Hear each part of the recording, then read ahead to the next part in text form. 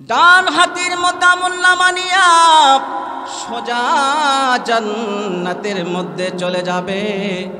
জান্নাতের মধ্যে অপরন্ত সুখ নাজ নিয়ামত আল্লাহ তাআলা দিয়া দিবেন। জান্নাতের মধ্যে আমার আল্লাহ জান্নাতীদের সামনে এত সুন্দর সুন্দর নাজ নিয়ামত দিয়েছেন।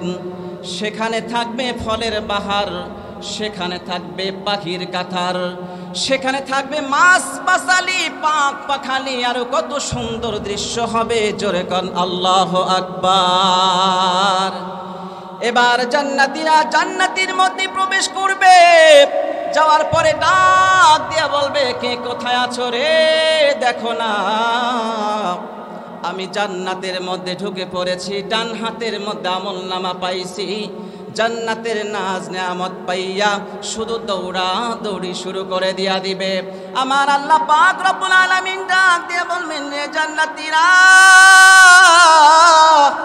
ও জান্নাতীরা রে, তোমাদেরকে আমি জান্নাতের মধ্যে নাজ নিয়ামত দিয়া দিলাম।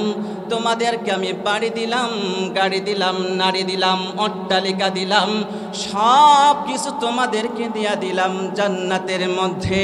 কিন্তু জান্নাতের মধ্যে যাওয়ার পর কেন তোমরা দৌড়া দৌড়ি করতে আছো রে জান্নাতীরা? কি যেন তোমরা একটা খোঁজাখুঁজি করতেছ। এবার জান্নাতীরা ডাক দিয়া বলবে, মালিক,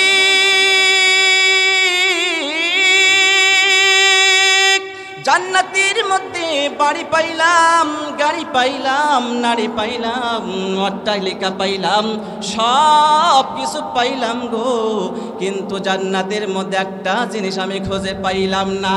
দুনিয়ার জমিনে যাদের সঙ্গে ব্যবসা বাণিজ্য করেছিলাম তাদেরকে আমি জান্নাতের মধ্যে খুঁজে পাইলাম না। দুনিয়ার মধ্যে যাদের সঙ্গে খেলাধুলা করেছিলাম তাদেরকেও আজ খুঁজে পাইলাম না। দুনিয়ার জমিনে যাদের সঙ্গে বন্ধুত্ব করেছিলাম ও মালিক, তাদেরকেও তো আজকে খুঁজে পাইলাম না। এবার আমার আল্লাহ তাআলা ডাক দিয়া বলবে, রে জান্নাতীরা গো, তোমাদের আমলনামায় আমি রব্বুল আলামিন খুশি হইয়া তোমাদেরকে আমি জান্নাত দিয়া দিলাম। ও জান্নাতীরা, তোমরা যারা যাদের কথা বলতে আছো রে জান্নাতীরা, ওই সমস্ত বান্দার উপর আমি রব্বুল আলামিন বেজার হইয়া তাদেরকে জাহান্নামের মধ্যে পাঠা দিয়া দিলাম। এবার জান্নাতীরা ডাক দিয়া বলবে, মালিক, আপনি তো বলেছেন জান্নাতের মধ্যে যা চাইবে তাই পাবে। রে মালিক, আজকে আপনার কাছে আমাদের নিবেদন হলো, ও মালিক, যাদের সঙ্গে দুনিয়ার জমিনে আমরা খেলাধুলা করতাম, একই সঙ্গে থাকতাম, একই সঙ্গে খেলাধুলা করেছিলাম, ব্যবসা বাণিজ্য করেছিলাম, রে মালিক, তাদের সঙ্গে আজকে আমরা দেখা করতে চাই। আমার আল্লাহ তাআলা তাদের দোয়া কবুল করে নিয়ে নেবেন। জোরে কোন আল্লাহু আকবার। এবার আমার আল্লাহ পাক রব্বুল আলামিন জান্নাতীরা এক পাশে থাকবে আর এক পাশে থাকবে জাহান্নামীরা। ওই জাহান্নামীরা একসঙ্গে থাকবে আর জান্নাতীরা একসঙ্গে থাকবে। তাদের সামনে আলোচনা হবে, তাদের সঙ্গে কথাবার্তা হবে, তাদের সঙ্গে প্রেম নিবেদন হবে রে। এবার জান্নাতীরা ডাক দিয়ে বলবে, রে জাহান্নামীরা, কোন কারণে তোমাদেরকে আজকে জাহান্নামের মধ্যে আসলি? দুনিয়ার জমিনে তোমাদের সামনে কি উলামায়ে কিরাম তোমাদের সামনে জান্নাত আর জাহান্নামের বয়ান করে নাই? বলে হ্যাঁ করেছিল। মসজিদের মেম্বরে দাঁড়াইয়া ওই খতিব সাহেবগণ কি জান্নাত আর জাহান্নামের বয়ান করে নাই? বলে হ্যাঁ করেছিল। এত কিছু ওয়াজ নসিহত দুনিয়ার জমিনে শোনার পরেও কেন তোমরা আজকে জাহান্নামের মধ্যে আসলি? কোন কারণে আজকে তোমরা জাহান্নামের মধ্যে আসলি?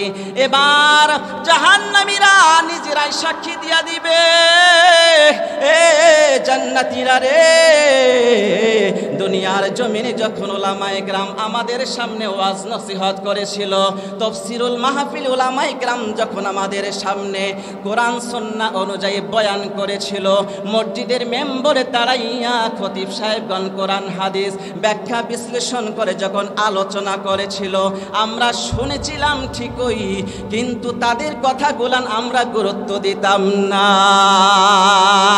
রে জান্নাতীরা,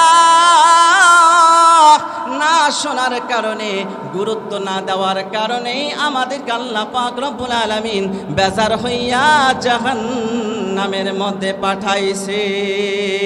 তখন জান্নাতীরা ডাক দিয়া বলবে, রে জান্নাতীরা, কোন কারণে? 4 কারণে তোমাদেরকে জাহান্নামের মধ্যে পাঠানো হলো। 1 নম্বর কারণ, জাহান্নামীরা নিজেরাই তখন ডাক দিয়া বলবে, ক্বালু লাম নাকু মিনাল মুসাল্লিন। আল্লাহু আকবার।